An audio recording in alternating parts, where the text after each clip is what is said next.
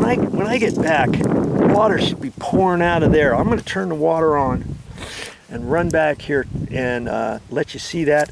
And while that is streaming out, we'll take a look at that coupling fitting for you to see that there won't be any leaks on there at all if you install it right. Okay, that's coming up next. Okay, see? There it's coming right out there.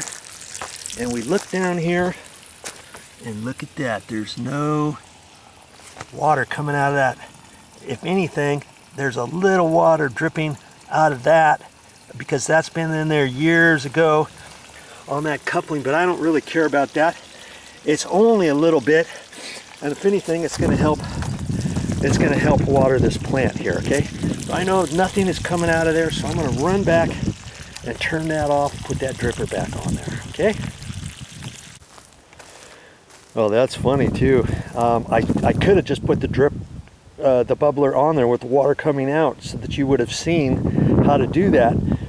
If you're ever doing a repair and you're checking things out and the water's coming out and you've got a plugged up bubbler and you want to fix the bubbler and take the old bubbler off and put a new one on, you can do that with the water still on for the drip irrigation. Okay, but since I turned the water back off, I'm going to go ahead and backfill all this stuff up and leave this one piece out. I'll turn the water back on so you can see that I can in fact put that bubbler on the end of that with the water going, okay? So I'm going to take all the dirt that I had and before I did it, you see here all this the landscape bark she's got everywhere. Before I dug that out, I slid the bark over before I piled up the dirt on both sides. Then when you get all done, you can push all the dirt back in, and then you can rearrange the bark as best you can, because the idea is when I get done, I don't want anybody to know I was ever here. Do you see what I mean? So when initially I tried to find some other drip bubblers to see if there was anything else for this bush. I got down on my hands and knees. I pulled all the bark away from it and I kind of did some trimming. So I want to push all the bark back around here, make it all look nice. Take out all the roots. Look at all the roots that I had in this area. I think there was an old plant right here too, and maybe that's why they had 2 or 3 different bubblers in this area, but there's no plant there now. So I'm gonna clean all this stuff up and backfill it properly and all that kind of stuff so that you can see what it looks like, you know, on how you should leave things when you get done. Then what I'm going to do is put the bubbler back on. I'm going to shove that into the bush, and I'm going to leave it up inside the bush a little bit.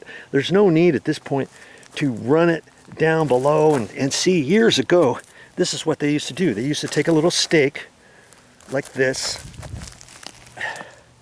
okay, and push that down, and then they would slide the pipe down to whichever little hole it fit on, and then they would tie it down and do that, and you would push this down into the landscaped area, and this would be up off the ground a little bit.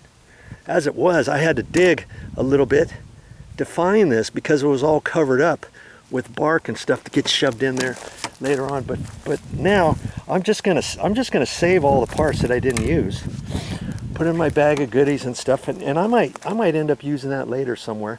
But for here, I'm just gonna rearrange it up in there when I get done, so it's up inside the bush and where it's poked properly, so it can just be dripping from there. See what I mean? All right.